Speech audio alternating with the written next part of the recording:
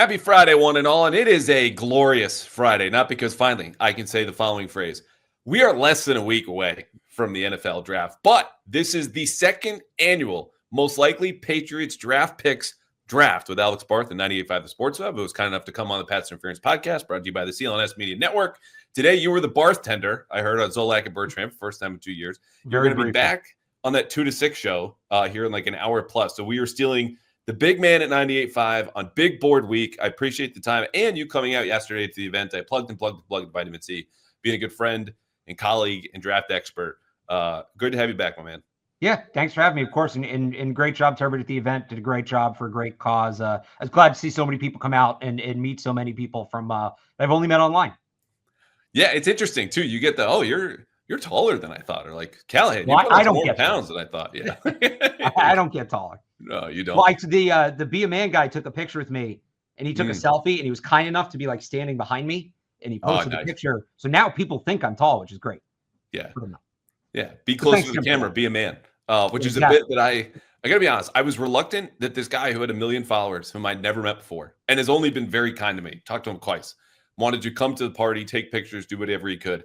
I didn't know if he's serious, like full in character, or this was like a bit, or sometimes people who do characters 2 to 6 get caught and they kind of become that full time anyway. Super nice. It's all comedic. Last week was don't look at your 401k, be a man. And in this case, it was get bumped for a wide receiver because we had Pop Douglas come. And so he had to go later, be a man. It's just a good, solid bit. So again, thanks to everyone who came out to Vitamin C Brewery. We had an awesome time. We will post actually a podcast version of the night in the draft panel. You'll hear Alex here for a second, and it'll be what we think the Patriots will do. Number 4, this is me, Doug, Jeff Howe is there, Mark Daniels, Mike Giardi, Michael Hurley. Anyway, so look for that next week. In the meantime, if you want to join the show, you can donate $10 Leukemia Lymphoma Society. The link is pinned on my Twitter. You can email me. We'll do a mail fan segment, 5 to 10 minutes. Barth, I have to tell you, the last person I had on sounded like you in that this man had a big board. He was going into how many pressures Armand Mbembou and Will Campbell gave up against the same teams, 2 hand strikes and punches. So anyway, if you want to follow him up, good luck, but you donate, you can come on the show and be here. All right. What do you remember from the draft we did last year? Again, the goal being you and I go back and forth, and we're naming players we think are most likely, above all else, any position, any round, to be drafted by the Patriots. What do you remember from the first time we did this? I remember, I'm trying to remember who I took. I went back and watched it maybe like a week ago, 2 weeks ago, because I was just looking at some of my old draft stuff. And I remember getting Drake May, and I was like, all right, check, I got one. And then just like hammering day 3 guys because I wanted to sound smart. So I think if I remember correctly, that's what I did. I did. Did you keep score? Because I have to say, I was a terrible host that day, and then I did not keep score. I'm just going to owe you what are the annual stakes, which I would love to make this an annual tradition, which Absolutely. is a 4-pack of beer if you're choosing. You did get Drake May right, so there's a chance I got 0. But either way, if I remember correctly, I think I went back and looked like right after. If I remember correctly, we both got 2. Okay. All right, good. That might have been me versus the Felger Maz big board. I don't remember, but we'll figure it out. Yeah. Either way, I'm keeping score this year. Okay. You will be at the media room, or will you be at Gillette on Thursday? So I won't be at Gillette on Thursday. I was part of the reason I was late to this, and I had to record some spots. We will be at the Brook Casino up in New Hampshire. Myself, Joe Murray. Nice. Full show. We'll be live on the air. We'll be meeting people. So if people want to come and check that out, I am going to miss draft night at Gillette. I do enjoy that, but radio's radio. Friday? Yeah, if there's availability, I'm pretty sure I'll be there Friday. Okay. I will. I don't know what the odds are at the Brook Casino for who is going to win the most likely Patriots draft pick draft here between you and I. I think because of the research and reputation and the reason you're on of all the great work that you've done every year throughout the draft, you're probably minus 150. So in the event that the favorite wins here, David will deliver to Goliath his choice of beer, perhaps a vitamin C that is currently in my fridge, again, courtesy of one of the best breweries in Massachusetts. But those are the stakes. A 4-pack of beer. We want to guess what the Patriots are going to do next week with their 9 draft picks, which are as follows. 1 in round 1 at 4th overall, 1 in the second round at 38, 2 in the third, number 69 and number 77. This is from the Matt Judon trade. Yep. 1 in round 4 at 106. That'll be early Saturday afternoon draft kicks off. You get 2 in the 5th, 144 and 171 overall. Second one from Dallas in the Joe Milton trade. And then 2 in the 7th, 220. This is by the time like everyone at home has fallen asleep. This is like Saturday, day 3 of a golf tournament, IPA in hand, slipping into the carpet. and then 238 via the Chargers from a J.C. Jackson trade that no one remembers. So with those 9 draft picks, the number one player on your board that the Patriots are most likely to draft with any of those picks is who? Will Campbell. I mean, I'm trying to start again, hit the layup, but assuming Carter and Hunter are gone, which I think those guys will be gone. Like if I had to guess the top of the Patriots board, it would be Abdul Carter, but they're not going to have a chance to take him. So look, they need a left tackle. Mike Vrabel, when he was asked about drafting for need, downplay or didn't downplay the concept of drafting for need, but repeatedly mentioned premium position. And when asked about the 4th overall pick, premium position, tackle is truly among the premium positions. You could argue it is the 2nd or 3rd most important position in the NFL after quarterback and maybe edge rusher. So he's a guy that plays that position, has played it at a high level in the SEC. There's a case to be made that he's the best player on the board, all things considered, at that point. Ashton Genty, I think, is a better running back than Campbell is a tackle. But again, you weigh that positional value. So what happens when need meets up with best player available, meets up with a premium position? I think you get Will Campbell. That would have been my pick.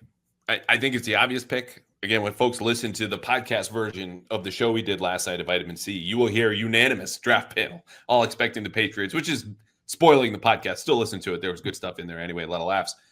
Because it just, look, from a need standpoint, he's good enough when you consider there's Carter and Hunter, drop, tier 2. He's in there with the Tyler Warrens, Mason Grahams, arms or not. Wouldn't be my pick, but I understand it. I'm not going to go ape shit over it. You shouldn't. He's going to be a really good player. It's just a matter of long-term fit. So that's a good pick. When I look at this now, top player off of my board, I look at this and go, okay, if I want to boost my odds, I'm not taking like a Jalen Walker, right? I don't think that's going to be the pick. So I'm not going to look at guys who could be there at number 4. I'm looking, Alex, at guys that could go anywhere between 69 overall, their first 3rd round pick, and then 106. Because the Patriots have 3 selections in those ranges, 69, 77, and 106. And the name that I keep coming back to is one that I brought up earlier this week with Dan Pizzuta, one of the best defensive fits here. This goes athletically for prototypes that Mike Vrabel liked in Tennessee. It goes from a football character standpoint. It also goes from a position of need that they have. Ty Robinson, defensive tackle out of Nebraska, 6'5", 288 pounds. You could see him in the 3rd round in certain mocks. You could see him in the 5th round if you want to go far that back. 5-year starter, leader, toughness, plays violently, 42 pressures last year, according to The Athletic. He is older. Again, that's 5-year starter. But I look at this and what Vrabel wants. And when your 3rd defensive tackle, as I've said a billion times by now, is Kairos Tonga, you want somebody who doesn't quit, has a play demeanor, and you feel like can be in rotation right away. He just screams. And you even saw this in our pal Mark Daniels did the huge draft guide. I know you've talked about him at some point too. Ty Robinson, I think, has to be up there with anybody else. Yeah, he's high on my list. And I think not just what you said about the defensive tackle depth, but in certain situations can play on the edge as well, as a hand-down defensive end. This is a guy that plays, what's the one-year word they've used for their defense more than anything else this offseason? Violence. This guy plays violently. He is constantly after the football. He's constantly around the football. He's the kind of guy, oddly enough, do you remember Tip Raymond last year, the tight end from Illinois, where like he was everybody's fun, oh, this guy's better than everybody thinks in the 5th round, blah, blah, and then he goes in the top 100. Yep. Like, to me, Ty Robinson's that guy that we're all projecting right around the top 100. And if he gets picked at 69 by the Patriots, everybody will blab them and yell that it's a reach. I don't think it will be a reach because I don't think he'd get to 106. Like, this is the guy. This is one of these guys. And I have one like this on my list too, where there's always 4 or 5 players, and they usually play defense because of the fantasy football complex gets these offense players hyped up. There's always 4 or 5 guys that go like 2 or 3 rounds earlier because we're just either incredibly overthinking it or incredibly underthinking it. I think with Ty Robinson, it's a case of overthinking. Well, he's a bit of a tweener, and, he played at Nebraska, which wasn't a power, is a power traditionally, wasn't good. He's a little bit older. The dude is just always around the football and was doing that in Power 4 competition. His motor runs hot. You want to see that. Yeah, he's a Vrabel kind of player for sure. So you are like me in that on Saturdays, our preference is to be on the couch watching college football. Yes. And that is sadly a little bit uncommon here in New England. Did you happen to catch him live? Because I only really watched the Colorado game and didn't see much of Nebraska. But did he ever make it into your notes app the way that I know you keep notes in scouting? Oh, yeah. And there is actually a notes app. I don't remember what game it was. was it Minnesota where like they lost late? They ended up losing because they got into like a 4th and goal from the 30 and Raiola threw this ridiculous fadeaway pass. But earlier, like the only reason they were in it was I think it was Minnesota. He was just like on Brosmer constantly. Yeah. Him and Brosmer were, buddies the whole game. They were greeting each other every single play. He was in the backfield. And I remember looking, I'm like, who the hell is this guy? And sometimes you can't tell in the pads, right? So he's constantly back there. And I wasn't like watching to watch for him. So I don't necessarily see where he's coming from. I'm like, who's this like edge rusher they have that's constantly getting in the backfield? And I look him up. 295 pounds? Yeah. And he's running guys down like that. I think he blocked a kick too. So he actually is one of the guys that really popped for me during the college football season. Good. And plus the 6 fullback carries, which I guaranteed to Dan Pizzuta last week if he comes to New England. That is a moment that I will want to see. If I do not see it, there will be an over-the-top column late in August. Why is Ty Robinson not getting the ball yet? But anyway, he was second on my board. It's close. There's a cluster here for me. I'm curious who you go next, though. Next for me, so I'll give you the other guy who I said I think that the external draft people are sleeping on, and I mentioned him last night. It's Andrew Mukuba, the safety from Texas. Okay. So he got picked on the Felger Mavs big board yesterday, and I was kind of raving about it. I said I might even take him in the second, which the magazine said differently, and it was kind of okay. And I had some people reach out to me and be like, yeah, like you're not entirely wrong there. Maz brought up Earl Thomas when we were talking about him, another Texas safety.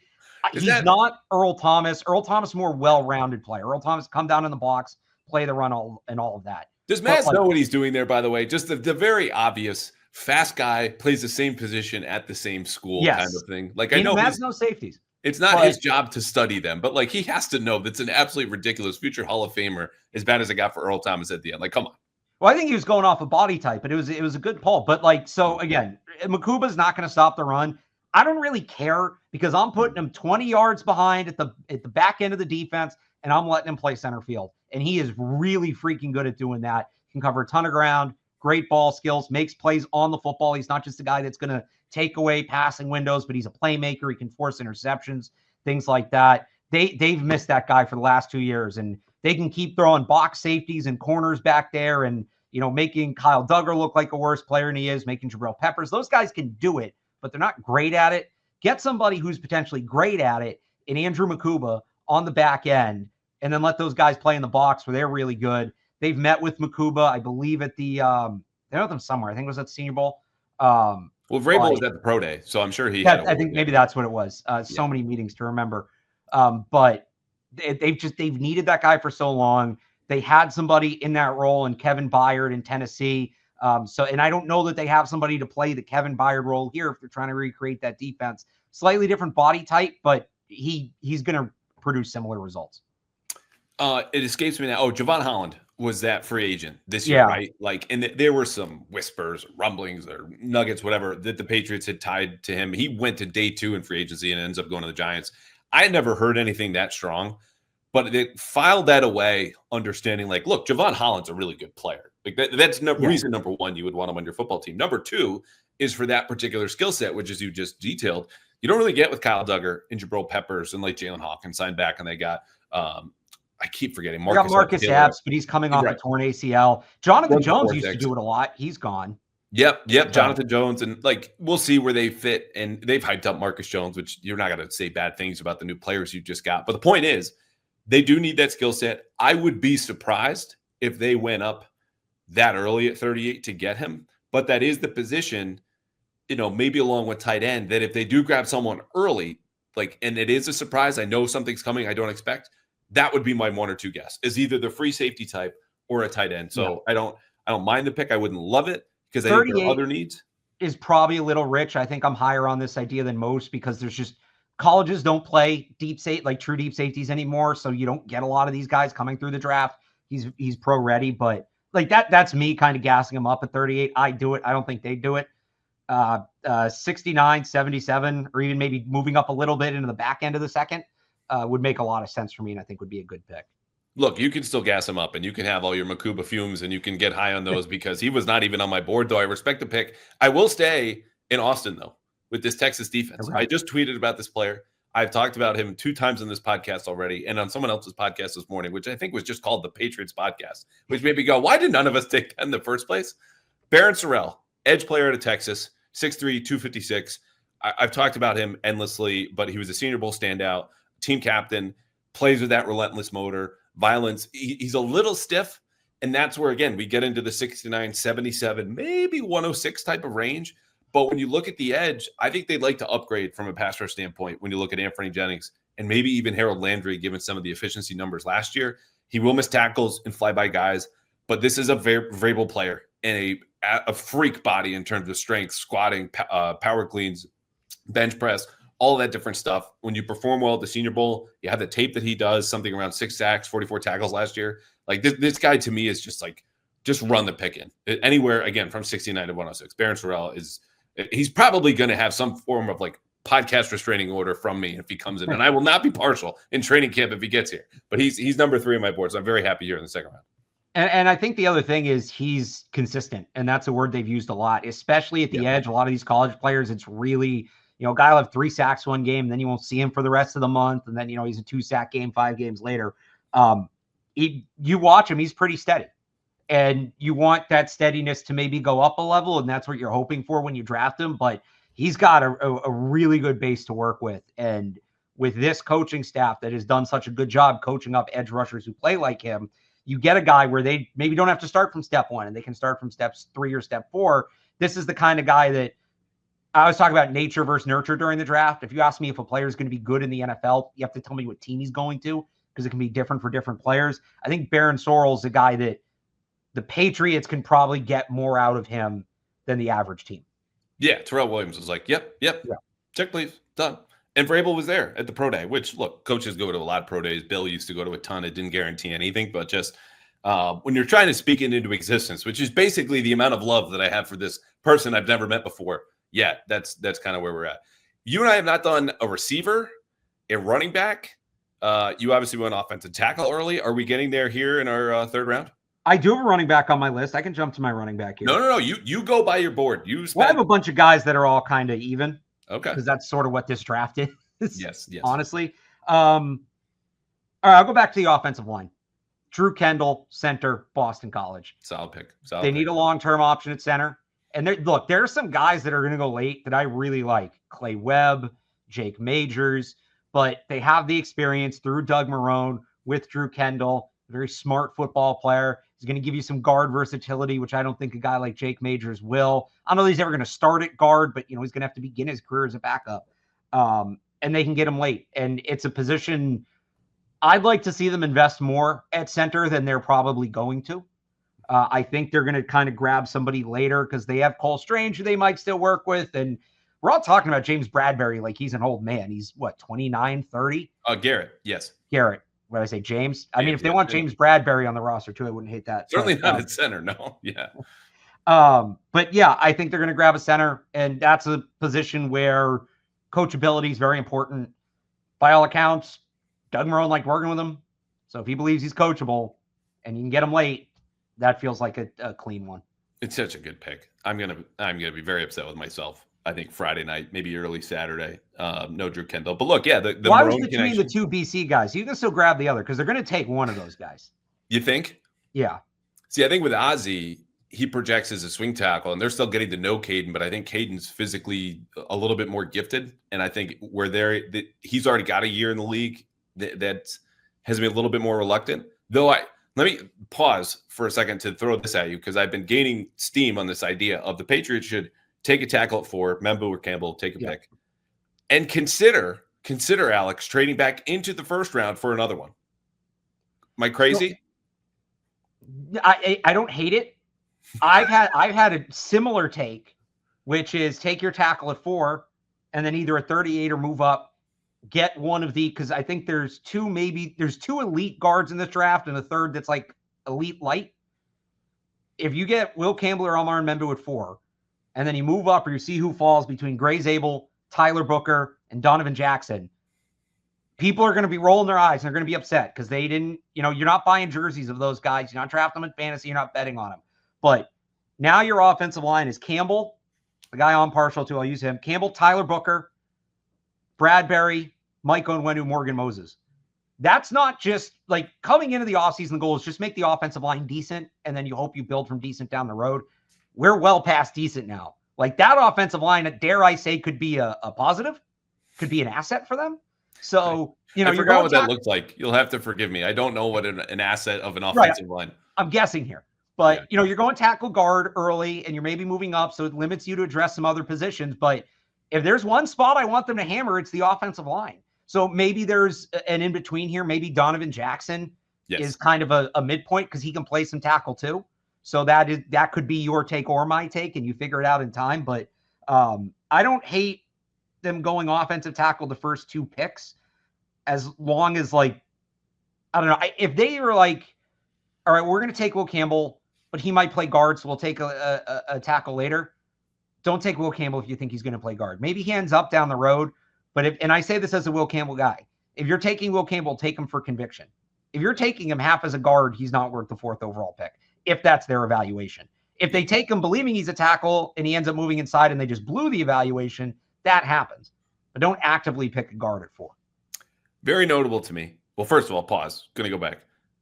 I don't hate it is often what my wife says to me when I cook. So knowing that the cooking is not very good, I feel like you softened as you went through the explanation. Oh, Callahan might not be totally crazy here, but the Donovan Jackson pick, not only splits the difference between your take of tackle guard and mine, perhaps tackle, because he was much better, Donovan Jackson was, filling in for Josh Simmons. Folks who don't know, Ohio State guard turned tackle during their national championship run. Got better to, I think some teams are considering him full-time at tackle. And I'm sure he and his agent would be like, yes, of course. It's millions of dollars more in my pocket if I get a second contract. To flash forward to the Campbell pick. Now I just lost what I was going to tell you. Something about him moving a guard. Something about him moving a guard. Yeah, we'll forget it. We'll move on. If you remember, put it out on Twitter because I'm curious. Drew Kendall is a really great pick, and it's going to stick with me. I'll say this too. Garrett Bradbury signed for $3.8 million guaranteed. That is by no means a lock for him to start. Maybe not even have a roster spot. They'd happily eat that money. Oh, this is what it was. When we talk about centers, period, end of story. It was notable to me that in his interview with Felger over at the owners' meetings, Elliott Wolf said, yes, we could sell Will Campbell at tackle or guard. You did not hear or guard from Mike Vrabel at the owners' meetings at the same time. I do believe the Patriots are a little split, which is common to front offices, about Will Campbell at number 4 and whether or not you would like to take him there. But the fact of the matter is they put themselves in a position where you really cannot go through day 1 and definitely not day 2 of the draft without an offensive tackle. So that's read into that as you will. No, I'm glad you brought that up. I was talking about that on the radio the other day. It was the question first off was like, Wolf said, we think he can play tackle and guard, which I think Will Campbell is a tackle. I really do. But I still think he can play guard. Doesn't take away, right? You get what I'm saying with that? And then it's additive. It's not a statement. And by the way, most tackles I think are better at guard. I think that's just no offense to guards, but I think it's a little bit easier of a position to play. The other thing is, to your point, like you look at those 2 quotes and now you ask yourself, who has final say? Who has more power in that room? Mike Vrabel or Elliott Wolf? Mike Vrabel was asked last week, you're giving this press conference, do you have final say? And he didn't really answer that. But, it's him and Cowden, and if it's 2 versus 1, and exactly, I put more weight in Mike Vrabel said, which was, I saw him play it at the SEC, and he played it at a high level, talking about left tackle. Said the same thing about Armand Mbembou too. So there's that. But I'm guessing, and this is me, no inside information, I'm guessing. If it gets down to it, Mike Vrabel's vote wins out. That's accurate. Put it that way. All right. My next pick. This is the only receiver on my board, and it's because I'm very confident they will take a receiver, and I think they should. They might even take 2. Who knows? But I don't know exactly who's going to be available when, because this receiver class has a wide variety of opinions. Like Jaden Higgins, some see his early second-round pick, can't miss. I like Jaden Higgins a lot. The people who say he struggles against man, fine, I can't argue against that. Numbers aren't great.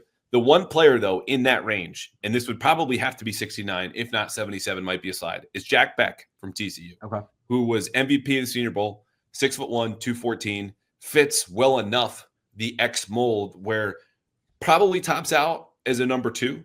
But in the meantime, you get a guy with real speed, outstanding body control, 2 drops in the last 3 years, according to The Athletic, some injury history, which factors into those numbers. But a guy you know what you're getting with, who's going to maximize his tools, and started with one of the wildest stats of this entire draft class. Led LSU in receiving yards in 2021, which was a screwed up season for LSU, but a stacked receivers room from a talent standpoint. So again, the typical boxes, toughness, Senior Bowl, high character is going to check out, has the body type that I think they're going to be looking for in this draft. You can go Kyle Williams, you can go a bunch of different guys.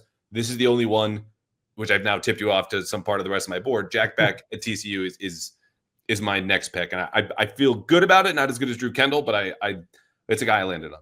It's a good pick. Look, I have no wide receivers because I don't know what they're looking for, because I don't know how they view Diggs.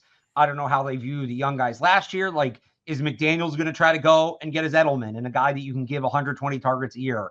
Does Vrabel want an X and try to find the next A.J. Brown? Like, there's really not a receiver this year I can rule out them taking, except, unfortunately, I like this guy. I don't think they'll take him, is Luther Burden, because I don't think they're going to love some of the questions, which I think are overblown about some of his outbursts on the sideline last year. Like, Drew Lock forgot how to play football. I would be frustrated too. I don't blame the guy.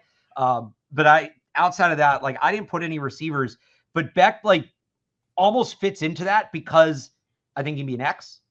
I think he can be a big slot. Mm-hmm. I think he maybe play a little Z. So if you don't know what you want stylistically and you're just looking at traits, he's got good size, good hands, he's a smart player.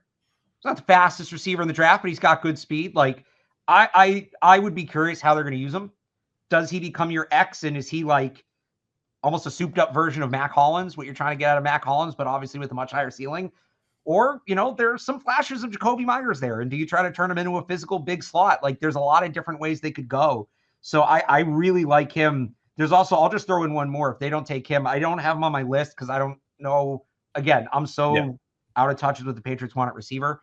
But if they miss him, I stack the board sometimes like, all right, there's like the first round guy, like this, like a couple years ago, Pop Douglas was day 3 Zay, is what I called him. So you had Zay Flowers on day 1 writing down. Right. So I like Jack Bech. Day 3 Jack Bech to me is Isaac Tesla from Arkansas, who almost made my list. So that's another guy I'd put on there. Cool. All right. Let's go through these next two a couple quickly. We have a giant mailbag a little bit later. So who is going to be your 4th pick? So I said I had a running back.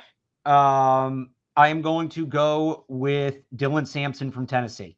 Good pick on my board. I think they're going to take between him and Brashard Smith. So now it'll be Smith, and I'll regret it. But I think they're going to take a running back higher than people expect.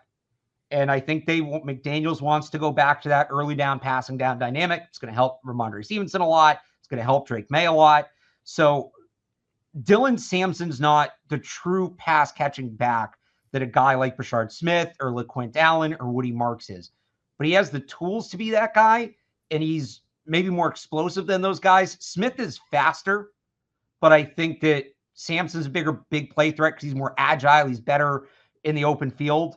If you want to get Drake May, a guy who he can check down a 5-yard throw to that can turn that into a 25-yard gain, I mean, you draft Aston Gentry at the top, but they're not going to do that. So looking further, and Amari Hampton won't be there. So looking further down, they've met with Dylan Sampson, tried and tested in the SEC. He comes from that weird offense, which definitely helped him out a little bit. Might be a year until he fully gets going. If they take him, he'd be a guy that I'm not expecting much year 1. I'd be, everybody would be saying he sucks, he's a bust. And I'd be telling people to calm down, wait for year 2. Yep. But I think he does some nice things that they don't really have somebody right now that can do offensively.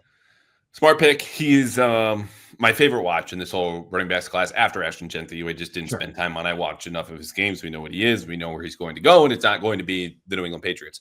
Trevor Etienne was the top running back on my board, and I have a couple more. But he just took a pre-draft visit to New England, runs a 4.4. He is a tough runner, checks the Vrabel box. He is a natural pass catcher, checks something for McDaniels. Top running back at the Senior Bowl, as voted by the opposing team and opposing defense.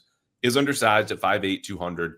But the 30 visits have to tell you something, and they might want to clean up, him being suspended for Georgia's season opener and the reckless driving and underage alcohol, which I don't think they're going to care a whole lot about. But You need to get him in the building. You need to spend time with him to figure out whether or not they should care maybe a little bit more about that. And so I like the fact that he doesn't have a ton of wear and tear and is an all-around back. His relative athletic score was about an 8 out of 10, which is like fine, not great.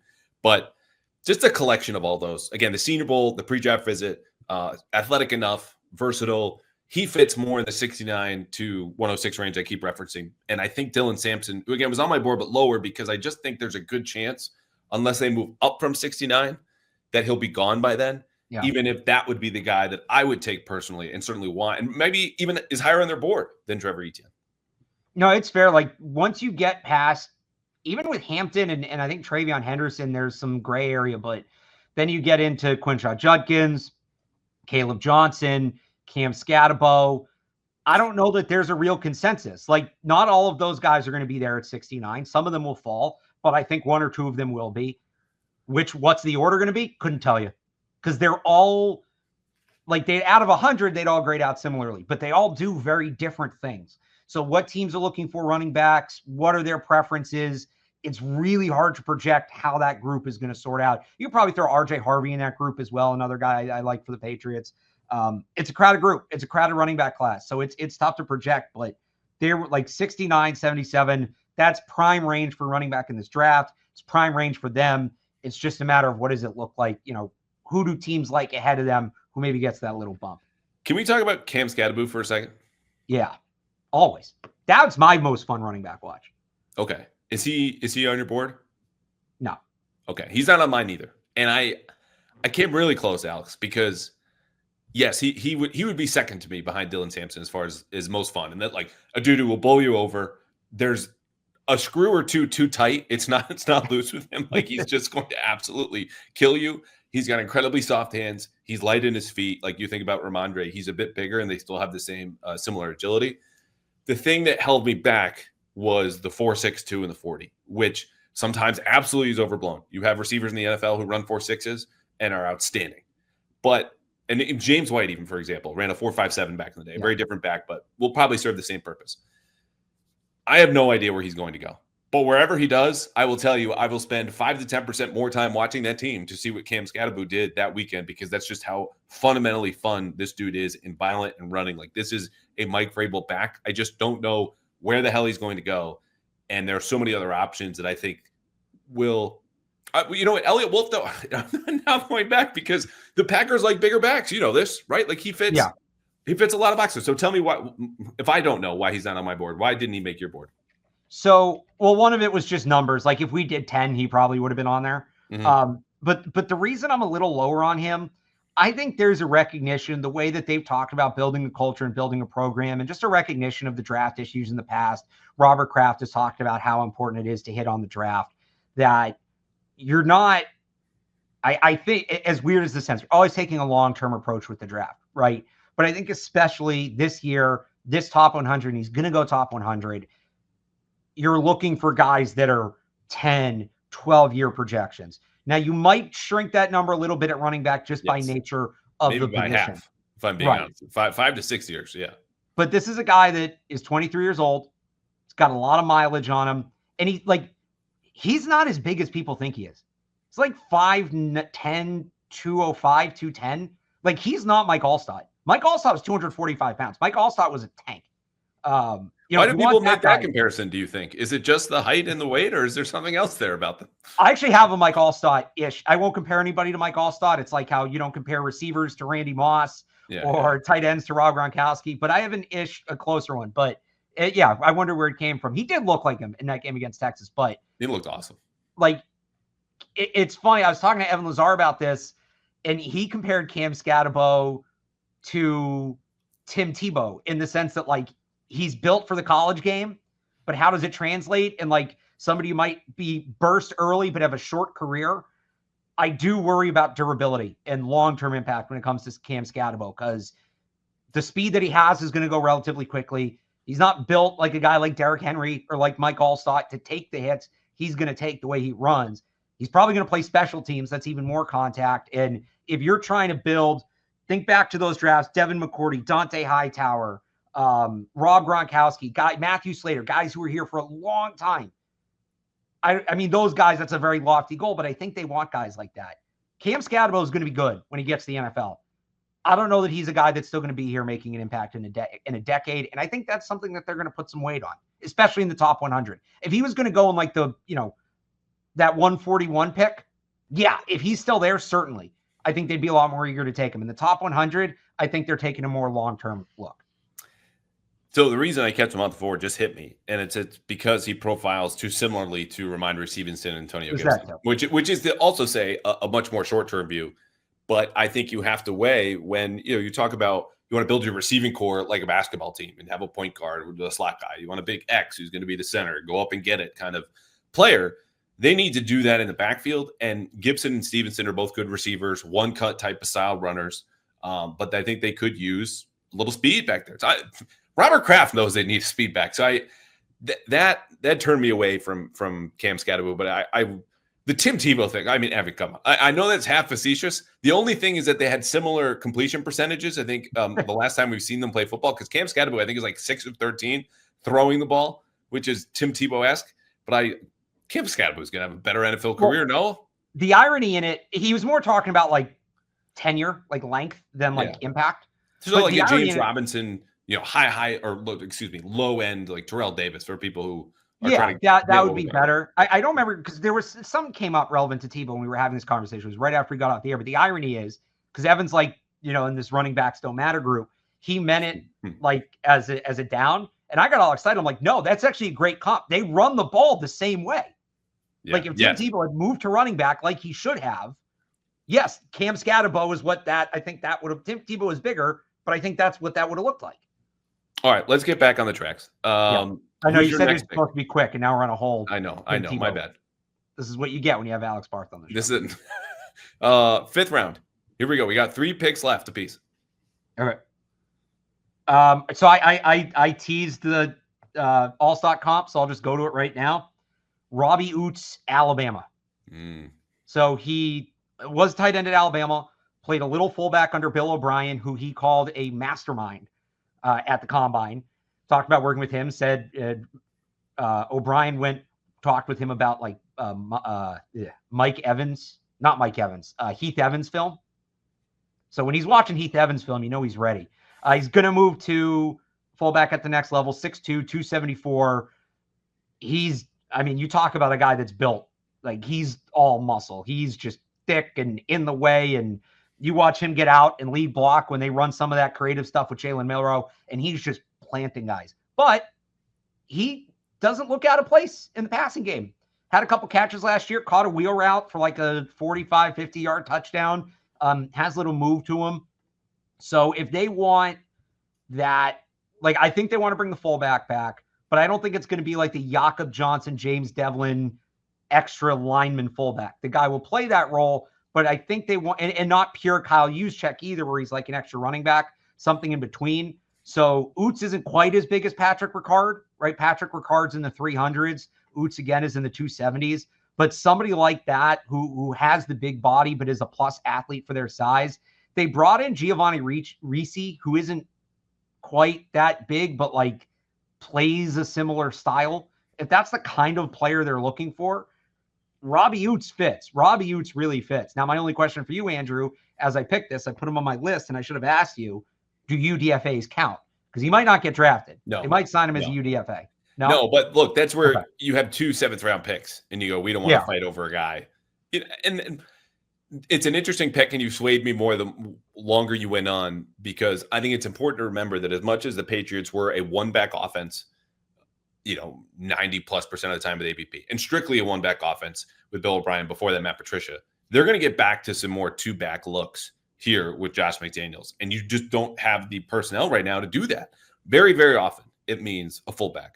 Sometimes, though, it means the pony package, which is the 2 halfbacks. And you saw, in the best version of this towards the end of McDaniels' tenure was the Rex Burkhead, James White tandem. And maybe you could deploy Ramondre and Antonio Gibson in there, but you get Ouzts in there as a lead blocker. You're not messing around, I formation, HB dot, whatever you want to do. Like, you can't do that right now. You could, though, if you do take Ouzts. So it's interesting pick.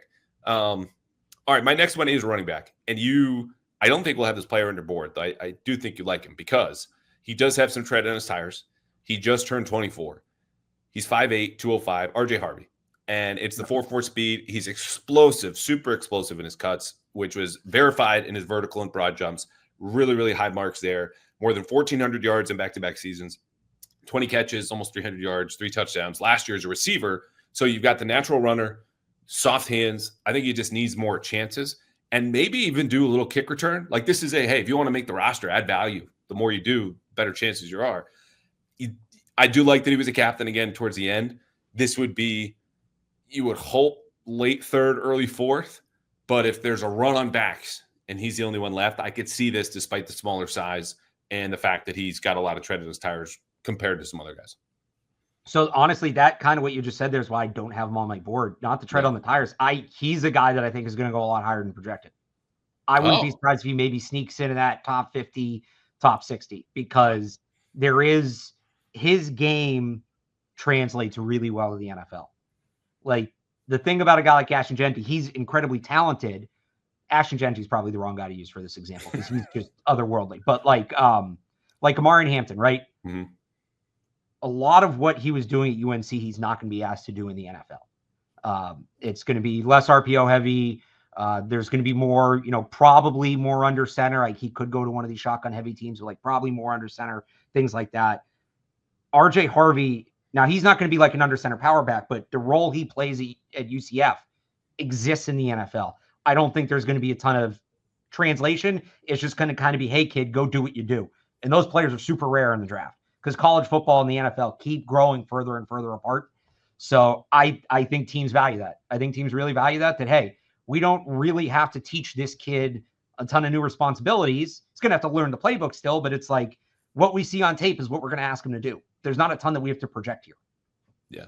Okay. We each have 2 more picks left. And I will say part of the reason I went with Harvey too is I want to play the numbers game running back. Dylan Sampson I had lower for those same reasons. I think he could sneak into the top 50. He's younger. He's got less tread on the tires. He's a big play waiting to happen.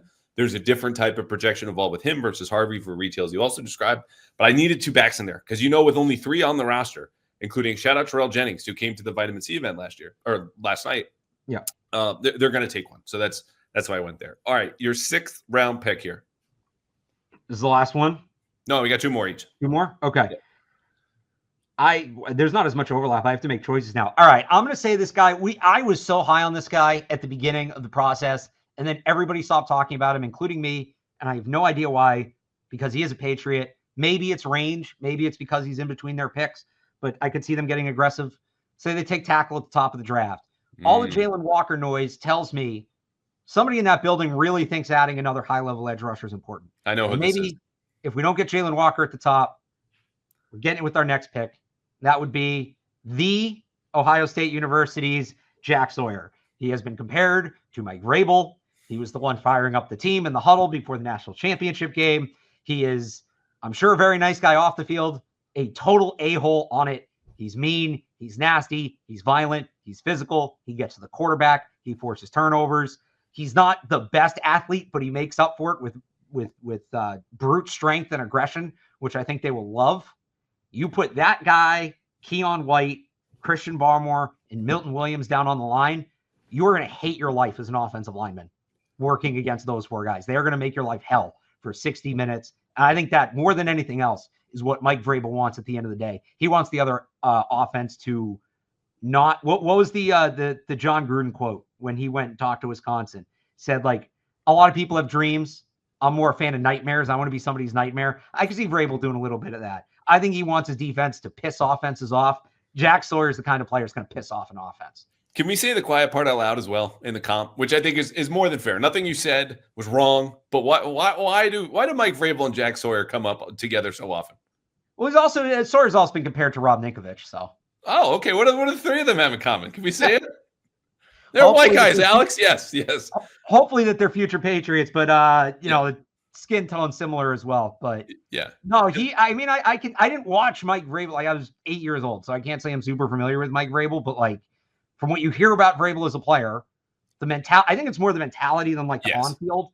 But it would stand to reason that if Vrabel is going to be so big on culture, he's going to want guys who think like him, not in the sense of yes men, but just guys that take that same approach to the sport of football. That's Will Campbell. That's Jalon Walker. That's Jack Sawyer. Like there's guys in this draft that it clearly seems like have that same philosophy. Yeah, look, we just have to acknowledge, some of the comps that come up. Edelman was always, Right. Wes Welker. It's like, yeah, they played for the Patriots, and all the smaller white guys like that, they just get grouped together. I think the games are different from watching Mike as a pro. He's also taller, he's longer. Yeah. Jack Sawyer isn't really neither of those things in terms of, you wouldn't call him a long player relative to a lot of the edge guys, but he is a dog. Like he is nonstop. There is an FU mentality in there. He will get his hands up at the right time too. He's a heady player. The leadership he'll have, speaking about Mike, all the intel he needs on Jack Sawyer. I like him. He made my list of potential edge picks. Didn't make my board here because I just so in on Barryn Sorrell. But if he gets picked, 38 is probably a little high, but 69 and go up and get him in the 50s, or wait if he falls. Like absolutely could see Sawyer there, not a problem. I've not taken as many guys who took 30 visits as I had hoped to, which is my fault. I built the board. This is nobody else's fault but mine. I'm going to take one now. Jacob Parrish, corner out of Kansas State. Good one. And he's 5'9". He's 191. So, he projects as a nickelback. He played both outside and inside in Manhattan, Kansas. Highly competitive. The thing I like most about him is not, what we do on receivers is, they run block their asses off. And corners, they tackle really well, though he does. He's only played corner for about 3+ seasons. So this is a guy whose ceiling we don't really know yet. And he's played press. He said 21 pass breakups in 24 career games. Again, the 30 visit. Maybe he replaces Marcus Jones in 2026 because Marcus is going into a contract year now. And I think he would follow Marcus as a third-round pick. So again, 69, 77 overall for the Patriots here. There's just a lot that lines up. And even before Justin Hamilton, their new corners coach, was talking Marcus Jones up like it was, a cousin he really liked.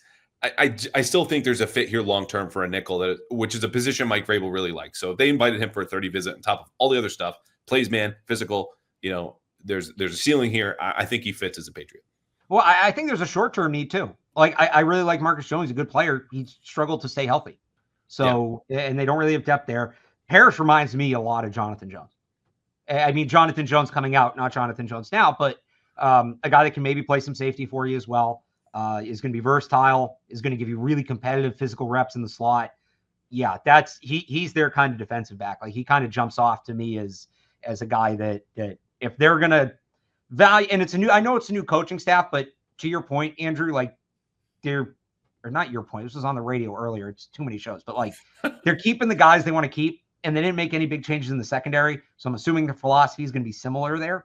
And this is the kind of guy that fits in. So that's a really good pick. I could totally see him in the third round. And yeah, now you have more flexibility on Marcus Jones. And that's both in the short term. You can play more on offense. You can play more in the return game because you have more depth there. You have like really solid depth. You're not kind of reaching.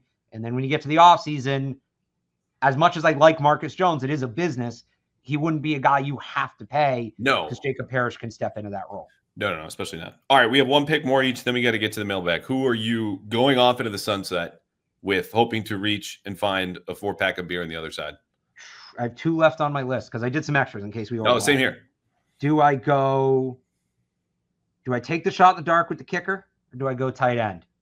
Go tight end. I'll go tight end. Yeah, the kicker's obvious. It's Andres Borregales. He's the only kicker that's going to get drafted. Mitchell Evans, tight end from Notre Dame. Cool. Who Good they player. Have met with. I don't think they've had a 30, but I'm pretty sure they did meet with him. I like Evans. He's going to go probably in that 140, 141 range. Maybe if they move back from 106, want to set themselves up more on day 3, give us more work on Saturday. What I like about Evans is he's a short and long-term projection. So 6'5", 250 pounds. He's going to come right in. The minute he signs that contract, he is the best blocking tight end on this roster, and they need that. So he's going to give them that element there, but he has some sneaky athleticism. It's sneaky because he tore his ACL in 22. He came, or in 23. He came back last year, but it's that thing where, it's 2 years removed from the ACL is usually where you're at your best. So, and Notre Dame doesn't throw the ball a lot, or really at all. So he didn't get to show, like, there's such limited sample size with his receiving between the injury and how Notre Dame ran their offense. But I think there's potential there to tap into, significant potential. So he's going to be your blocking tight end right away. Austin Hooper's in his 30s on a 1-year deal. Hunter Henry's in his 30s. And in 2 or 3 years, as those guys move on, it's not a guarantee, but it's a 5th-round pick. he's a guy that, maybe has a shot to move in and become your starting tight end. I like it a lot. Tight end was another position I considered, and just I don't know what they want or when they want it. Hooper's on a 1-year deal. Hunter Henry's likely on the way out in the next year or two, maybe 3, which is not to wish him away. I think he's been great for the organization in a very tumultuous time since he signed in 2021. Yeah. But you just know the age and the trajectory of these players in their careers. You need another tight end. I just don't know how high they want to take one. So that's good. So I'm with you, and I think they can take him later because it is a good tight end class. Good class, yeah. Mitchell Evans usually be a fringe top 100 pick, but this year he's not. Part of the reason I think they're going to take one, I don't know exactly what kind of analytics they're using, but they've talked about being analytically driven. One of the big things with analytics, and when I'm talking about analytics, and there's something there because I refuse to use them as much as possible. We've done this, you and I, the radio. Yeah, that's right. Remember Boxing Day.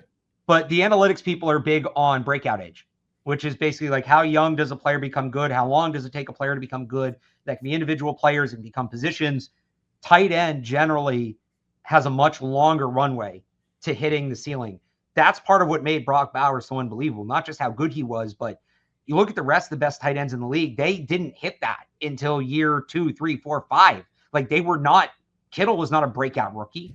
He was fine, but he would, like, these guys take time. So if they look at that and they're going to weigh that, okay, well, Hunter Henry we have for 2 more years, but we don't want to draft his replacement in 2027 because it's going to take that guy a couple years to get going. We want to have that guy on the roster so that when he's done, the next guy is ready. So, that can wait another year. I don't think it has to be this year, but if they're going to take that analytic approach when it comes to breakout, it does tell you to draft the tight end before you need him.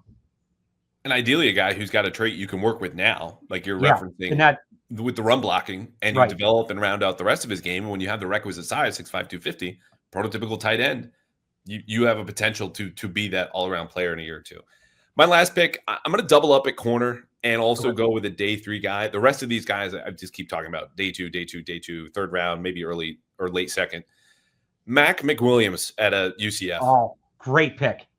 So I reported this on the pod earlier this week. The Patriots really like him. They legitimately do. And he had good practices at the Senior Bowl. Not a great game, but teams stay for the practices. Some do not stay for the game. Again, they annually pull picks out of there. Vrabel did the same in Tennessee. Ran a 4.41 at the combine. Strong, relentless, probably a little bit better in zone, but plays inside now. The ball skills are what is going to keep him probably, again, as a day 3 pick. Could be 4th, could be 5th, maybe early 6th round. You like the physicality. He transferred from UAB, where he was a captain before he got to Central Florida. Has return punts. I don't have to go on and on and on. His brother's name is also Fish, which is going to come up when I do radio on Tuesday and do 2 guys and 1 lie with Toucher and Hardy. But I have to stand by the reporting. I think this is a dart throw on day 3 for me. No idea where he was going to go. There was a kid, you probably remember. He went to the Vikings. He was a corner from USC that they also really liked and fit a similar mold. Man coverage corner. Last year? 3rd round, yes, which is going to kill me. But anyway, he was another guy I heard and put in every mock over and over and over again. We covered here on the pod, which if not, I'll look it up here in a second because it's unimportant. Mac McWilliams, though, is a guy. So that's my 7th round pick. Okay, I will recap my team. You'll run down yours, and then we'll get to the mailbag. So the 7 picks I think the Patriots are most likely to make in this draft. Number 1, Ty Robinson, defensive tackle out of Nebraska. Barryn Sorrell, edge out of Texas. Jack Bech, TCU wide receiver, MVP of the Senior Bowl. Trevor Etienne, running back out of Georgia, who took a 30 visit to Foxborough. RJ Harvey, running back out of UCF. This is your James White reincarnated 11 years later. Jacob Parrish took a 30 visit, cornerback out of Kansas State, would play nickel. Same with Mac McWilliams, cornerback out of Central Florida. Was it Caden Bullock, by the way? No. I'm going to look this up now. But I love that. Like, I love Mac McWilliams, and I said, like, the day 2, day 3 guys. Day 3, Jacob Parrish. So there you go. And I think he's being projected to, I'd be ecstatic if they added him. I think he can play some safety too. Mine were, I don't remember what order I said them in because I was just checking them off. Will Campbell, tackle, LSU. Jack Sawyer, defensive end, Ohio State. Drew Kendall, center, Boston College. Andrew Mukuba, safety, Texas. Mitchell Evans, tight end, Notre Dame. And Robbie Ouzts, tight end / fullback, Alabama. Very good. Mekhi Blackman, that was the corner last year. Oh, yeah. Yeah, might have been 2 years ago. Anyway, that's where we're at. All right, we're going to take a quick break and come back with your questions. The oldest, dustiest questions in the history of the Pass Interference podcast because I asked for these on Monday. They have just been sitting around. My apologies, but Alex and I are going to answer them, and then we'll get out of here. Can you feel it? Can you hear it? Can you see it? One of the best times in the sports calendar is coming up on the horizon. No, not Patriots OTAs, not minicamp, not training camp. I am talking about the NBA playoffs, baby, because, look, as the Patriots have decided to sit out on their own accord the postseason the last 2 years, I've had the great honor and joy of going to Celtics games at a sold-out TD Garden crowd for the last 4 years for the Herald. And I'm going back, even if my work won't send me, because thanks to Gametime, I can get in with the lowest price guarantee to any NBA playoff game this year. And you should too, because let's say you find even a lower price elsewhere. Gametime will credit you 110% of the difference because of their lowest price guarantee. And when you go to Gametime, unlike other places, you find an all-in pricing right up front. No fees, no extra charges, no this, no that. Just here's the number. If you want the tickets, boom, they're all yours. And best yet, you can see the view from your seats before you even get there. So if you want to deliberate, whether it's the Celtics or the Knicks or the Lakers or the Bulls aren't going anywhere, whomever you want to go see, you can see what it's like in your seat and compare in real time, but only with Gametime. So take all the guesswork out of buying tickets for NBA games or NHL or concerts or shows by going to Gametime and using Gametime Picks. Download the Gametime app today, create an account, use code CLNS for $20 off your first purchase. Terms do apply. Again, create an account at Gametime and redeem code CLNS for $20 off. Download Gametime today. What time is it? Gametime. All right, we are back. Leading off, Echo is going big picture here. Maybe he meant to send this in February. I don't know. Quote, a lot of talk about Steve Spagnuolo being the best defensive coordinator of all time. Is it safe to say that Josh McDaniels is the best offensive coordinator of all time? I mean, the guy has 6 Super Bowls and Spags has 4. I mean, he's up there. So we're not counting coordinators who became head coaches, I would assume, in this. We're not doing the definitive history of ranking offensive coordinator. So you can do whatever. He's up there. I mean, he's not Andy Reid, right? But Andy Reid had all the success as head coach, but he's got to be up there. Yeah, with that success, reinventing the offense for Tom Brady time and time again, I would say he's up there. Yeah, I would. I think play caller is probably the best way to capture this, right? In terms of you group the head coaches who have offensive backgrounds with the coordinators. But yeah, why not? And I would also say, to Josh's credit, and it should be noted, didn't win the first 3 Super Bowls of the Patriots dynasty as the offensive coordinator. Like you say, 6. I mean, he might have been a personnel assistant for that first one in 2001, but he's done it in different ways. They've been spread, they've been power spread, they've been multiple backs. Cam Newton here didn't go far, but you got the most out of Mac Jones. So yeah, I think you have him in the conversation. GM1, if they draft Will Campbell, do you think the Patriots commit to, quote, protecting May and draft a guard or center? He mentions Tate Ratledge and Seth McLaughlin too. Yeah, so we just talked about this. I love the idea of going tackle guard off the rip and just building that line. Seth McLaughlin's another player that almost made my list. If they want that future center, would have been the top center taken in this draft if he hadn't torn his Achilles. Obviously, that's something you have to manage. That's why he's going to be a 5th-round pick, but he could, you're going to get a red shirt. He's going to be on PUP. Just kind of learn behind the scenes for a year, and then next year I think he'd have a good chance, if he's healthy, to win the starting job. Yeah, I have cosign. Mark, keeping going with the center talk. Let's get really exciting and talk centers. Would it be more beneficial to target Lampkin, North Carolina center coming out, who Drake May has familiarity with, or would you rather target the local guy in Drew Kendall? So Lampkin's like 5'11", 270 pounds. You talk about worries about measurement. Longer wingspan than Will Campbell. He does have a longer wingspan. He's also a freak athlete. Yeah. I don't hate the idea of drafting Willie Lampkin as a fullback. If I was going to add him, put that athleticism to work, move him around, that's how I'd use him, personally. I'd rather have Drew Kendall. I know I sound like it. The Will Campbell's, he's 6'6". He's 6'6". He's 300-something pounds. A 5'11" center, that's tough, man. That's just tough for me to project. I'll take Drew Kendall. But I would take Willie Lampkin for another role. Yeah, I would take Drew Kendall, too. I think he's just a better player. And the familiarity stuff goes out the window, especially when rookies come in with a new system, whole new environment, coaches, techniques. Like they're swimming in their own business and assignments, let alone getting on the same page as their teammates, which obviously you need to do with a quarterback, but snapping the ball, man, just know where to put your hands and know when to snap it and when to take it. Right. And that's as simple as it gets. Jason, quote, who has more upside, Jalen Walker or Mason Graham, and which would provide the most immediate impact? This, of course, presumes the Patriots don't take Will Campbell. Yeah, I'd say Graham probably has more immediate impact, but Walker's upside, I think, is much, much higher. Plays a higher impact position, can play multiple positions.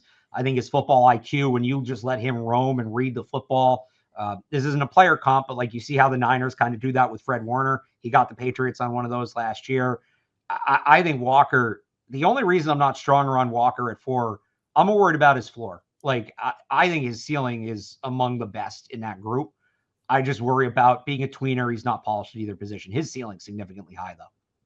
Yeah, I agree. It's not because I don't think Mason Graham has a high ceiling, though. I think that sometimes is baked into when you make comments about who has the higher floor. Oh, it's safer. It's more conservative. It's not always the case. You can have a high floor and a high ceiling. And I think Mason Graham has that as just a game wrecker. Like the fact that he was routinely and remains routinely graded above guys like Will Campbell and Jalen Walker in these conversations by the consensus board, Daniel Jeremiah, Dan Burglar, take your pick of your best draft analysts. Like he's a top 3, top 4 player in this class, maybe at 5 at worst. So I agree though, because of the versatility, Walker's a little bit younger. I do think the efficiencies there on the edge just might take a little while to see. And that's something you have to bake in, because when you draft someone at 4, you would want them to both make an immediate impact and have a long-term high ceiling. Sasha, is Mbembou in the picture, number 4, or is it basically down to Campbell and Walker? I think he's in the picture. I mean, he's certainly in the picture. Like, he's one of the best players in this draft. He plays tackle. It's a premium position. They need a tackle. Wouldn't surprise me. Yeah, I think Mbembou has fans in the building, which is like the most popular phrase among Patriots analysts this offseason ahead of the draft. So-and-so has fans in the building. Thank you, Mike Giardi, who's definitely listening. I think it's down to Will Campbell, and that's just kind of what it is. Lord Savage of the Dark. Been a while, Lord Savage, first of all. Cole, I want a new kicker. Tell me who I should be a homer for in the 6th, 7th, and UDFA, which is not around, but the following rounds. Oh, boy. Well, I left Andre Borregales off my list, so I still get to talk about him, which is good. I think that's the guy they're going to like. I like Ben Sauls better. He's kicked outdoors. He has a bigger leg. He was very successful at Acrisure Stadium, which is where Pitt plays, where the Steelers play. Often cited as the hardest stadium to kick in the NFL. He had a rough 2023, though. He was really good in 22 and 24, but he took a step back in 23. And when we were talking to Jeremy Springer about kickers the other week, the first thing he brought up, and he brought up multiple times, was consistency. And Andre Borregales, between 81 and 86% his first 3 years, and then went up to into the 90s last year, steadily growing. He's the most consistent kicker. He's good on kickoffs, which is something they're going to value as well. Those are the big 2 to me. The other guys I'd look for are Tyler Loop from Arizona, who probably is the biggest leg. Not super accurate, but he has a big leg. Think, what was his name? Quinn Nordine. Yes. Caden Price from Ole Miss. I can't believe I'm forgetting kicker names. And Ryan Fitzgerald. It's very okay that you're forgetting kicker names. I mean, I was on the radio on Monday talking about URI's long snapper. And Ryan Fitzgerald from Florida State had a really good year, but he didn't kick a lot. So it's like, how much that he's going to have to really crush workouts. Borregales and Sauls, I think, are the only ones that get drafted. The rest of those guys are UDFAs. But they should just sign Matt Gay and have a proven kicker and be good there. Like, this is me saying, I'm good if they don't draft a kicker. I would just sign the proven guy. Earmuffs, Alex. This is only for Lord Savage of the Dark. Do not be a homer for any kickers, okay? We should all have learned our lessons with Roberto Aguayo, who goes in the 2nd round with the Bucs. One of the best kickers in college football history. 150 years. That guy is in any conversation. Best ever at his position. Okay, Chad Ryland, 4th round. Okay, Stephen Gostkowski, you could counter. 4th round was even better. Fine. Justin Rohrwasser, we don't have to go back through that. The value in the investment is not worth it. Maybe with the last pick in the 7th round that they have at 238 overall, fine. I wouldn't spend time, unless it is literally your job, as it is Alex's, to get into the kickers, because there's just so much volatility. And look, I knew Chad Ryland when he was in high school. I talked to his coaches. I talked to his coaches in college. The makeup was all there. The work ethic, the discipline, the fundamentals, great across the board. That's why he went higher than Stephen Gostkowski. They wanted to change some of his techniques. That's why it bottomed out here. But it's also because kickers have more volatility than any position in the league. So there's just kind of an unpredictability about it that I would say, just look, if you have to pick, listen to Alex, and then we'll move on. So some of us saw past the whole goggle shtick with Aguayo and Blankenship, and wanted Tyler Bass that year. I don't know if you mentioned Blankenship, but people were saying look at the guy with the goggles. He's the next big thing. Some of us wanted Tyler Bass that year. Well, he had like the 60 or 50. I was at this game, actually, the Rose Bowl, when they came back and beat Oklahoma, Baker Mayfield. He hit like a 55-yarder at halftime. Like, that guy had a legit leg.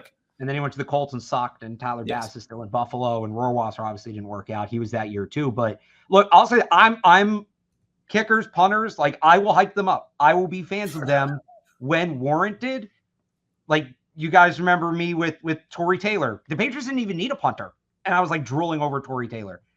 That kicker or punter, by the way, this is not that, like, those guys don't exist in this draft. These are just guys. You're not getting that special kind of prospect that we talk about like that at these positions. They're all Borgalis and Sauls, I think, are a little bit above, but like none could get drafted. They're all kind of on the same standing. This isn't, again, to go back to that year where Jake Moody, who was an awesome prospect, another guy that is kind of shaky, but was an awesome prospect, was great at the Shrine Bowl. Patriots coached him. He goes top 100. Patriots rush up for Chad Ryland. I don't remember who it was. There was another kicker that year. There were like 3 kickers in the top 150. And it was Michigan kid who went to the Niners. Yeah, so it was Moody. He was first. Yeah. That's right. I don't remember who the third guy was, but like that was warranted that year. Like, those guys were another level of kicker. This is not a good kicker draft or punter draft. There aren't those kinds of guys. There's no Torrey Taylor. There is no Roberto Aguayo in this draft. Okay. We have 3 more. One, I don't have anything on this. Okay. And I think it's been overblown, but do you know anything about the rumor that the Patriots are getting new uniforms? A couple of people asked about this. So I think the rumor just started simply because they are eligible this year. When you make a uniform change, the NFL, you have to wait 5 years. My guess is it's not happening. And the reason I say that is generally, when teams make a uniform change, they do it before the draft, because for marketing reasons and all that, you don't want the draft pick standing up there with the jersey he's not going to wear, right? I think the COVID year, it was a little different, but that was COVID. So we got a week left. I think we would have at least seen some teasers or heard some rumblings. I think Mike Reese said he's not expecting it, so I think that's going to wait at least another year. But what I will say is that doesn't apply to like alternate uniforms. They didn't announce they were bringing the Reds back until after the draft. I don't know anything. This is just me guessing. I'm not reporting anything for when this gets aggregated. But I don't know. Maybe, they made the switch last year, it seems like, to the silver pants. I wonder if that's here to stay, if that's going to be permanent. And I don't know. Is there like another alternate or something, or some other combination coming? Like, that could still happen. But full change, I think the clock's run out. I think we're too late. Yeah, not this year would be my sense. And if Mike Reese said it, it's as good as gold. I will say that the silver pants is kind of the way they split the difference, right? They kind of ease those in.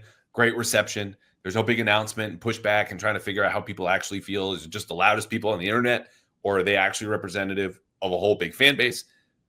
Keep the silver pants would be my personal address. Go back to the Bledsoe Blues for at least a game or two with your throwbacks. Several teams have multiple throwbacks. I've had enough of the Pat Patriots. I appreciate it. This era gets more shine than any other era in any other franchise's history without winning anything really of consequence. They did go to the Super Bowl. I get it. I'm not trying to do like the youngish guy and shaking a finger back at older eras. I just missed my Bledsoe Blues. And you don't have to change the helmet. Not to bum you out, but I found Reese's tweet. Haven't heard anything on the uniforms. We'll look into it again. Only thing decisive I heard on that was the throwbacks plan to remain the same and not the mid-90s Royal Blues as much. Yeah, it's a mistake. This is for everyone in the New England Patriots. That is a mistake. We need to fix this. We need to right this wrong. But in the meantime, we have 2 more questions to answer. Joe, there's a lot of talk about what various first-round picks could become, but what would be the minimum outcome for the pick, assuming 4th overall, to be a success? For example, does Will Campbell or Mbembou need to make 1 or 2 Pro Bowls, or could they just be a top 15 tackle at their position and that is enough? So it depends on position. Like Jalen Walker, I think you're expecting a little more accolades-wise. For the tackles, though, yeah, especially in this draft where there really aren't those great players. I brought up Nate Solder. Like, if you get 10 years, a little more than Nate Solder ideally, but like if you get 10 years of set it and forget it left tackle play, we're not talking about replacing Will Campbell. We're not talking about upgrading from him. We're not talking about benching him. He's just there. He's solid. Maybe he sneaks into a Pro Bowl, something like that. top 10 to 15 left tackle in the league. There are not 32 human beings on the planet that can play that position at a starting caliber NFL level. They just don't exist. They're for a number of reasons, and I've already kept Andrew past an hour rambling. I won't get into them. I've talked about them before. There's not 32 human beings that can do that. You find one of them who can just do it, that's a win in my book. In this draft, that's a win. Yeah, I'm with you. Nate Solders is a great bar. It's a relatable bar for people to see it, experience it, remember it. You get Nate Solder again, and ideally maybe for another contract because he left for the Giants. So they regretted how much money they gave to him. Sorry? He was 8 years, right? Yeah. So can you get a decade? Can you get a decade like 10, 11 years? And stylistically very different, but I think 7. But yeah, I mean, whatever. It's just 1 year difference. So last one, Cy, someone else who hasn't written in a while. Patriots are a virtual lock to draft a tackle, receiver, interior defense alignment, tight end, running back. Considering the players and projections, come up with a group of players at each position you most likely see them drafting. Alex, I think we just did 50 minutes on this with our draft. So I think we're running all the way back. I think we're not going to run any of it back. I will just allow this question, which Cy, again, we just answered with the whole freaking episode, which is it's not to wag a finger at him or them. It's just to say we have all those answers. I will use this time to list the other players that I did not say on my board. And these are, again, for a couple of reasons. We're not going to do a whole big scouting report. Nick Martin, linebacker, Oklahoma State, took a 30 visit, 5'11", 221, hurt last year, but was a tackling machine in 2023. Just people rave there supposedly about his character. Mike Vrabel, linebacker. Kyle Williams, receiver at Washington State. Another took a 30 visit to Foxborough. This is a guy who gets open. They need that, and he was surprisingly good for someone who's 5'11" on deep balls. You love to see that. Darius Alexander, defensive tackle out of Toledo. This would be a pick at 38 that would surprise some folks. Another big Senior Bowl performer, took a 30 visit. Those are the names to keep in mind. Again, players that performed in the way the Patriots want, and they bothered to invite to come out here with only 30 visits allowed. Yeah, I mentioned something we were talking, Ozzie Trapillo, Andres Borgalis, a couple you had, Kyle Williams, Mac McWilliams. I almost put Max Brosmer on. I do. If he goes undrafted or with one of those 7th-round picks, they need another quarterback just to go through camp. You need another arm. Brosmer's not somebody who's going to, if they're worried about pushing for the starting job, like Brosmer is much more backup, paint-by-number kind of quarterback. He was at UNH for 4 years. There's local familiarity. He might go a little higher and they're willing to take quarterback, but if he falls, I could see them bringing him in. Yeah, I like it. Local connection. Kid transferred to Minnesota, was fine, solid there. It feels like a Josh McDaniels backup. Again, it's just not overwhelming arm strength, just accurate enough, smart, can handle it. That's what they're going to ask for him. Someone who knows what the third quarterback's supposed to do and accepts that. And didn't have that with Joe Milton, so they traded him, which I don't want to relitigate. All right, you have been incredibly kind with the time. You're about to go on to that 2 to 6 show. And he's the big man with the big board in big draft season. Alex Barth, this was great. I will keep score. If you win is projected at, maybe I shouldn't have said any other betting companies, but the folks at Prize Picks would say over on your picks made correctly. We have 7 here. If I get more, you owe me some beer, but we'll figure it out next week. Thank you for the time, the insight, and all the research, man. I hope you go to the beach or play golf or something in a couple of weeks, all right? It's Sunday. I got my last show of Patriots beat at 12 o'clock, 1 o'clock. I'm going to be on the beach. If it's raining, I'm bringing an umbrella. I don't care. That's the plan. Good for you. All right, see you soon, buddy. Bye.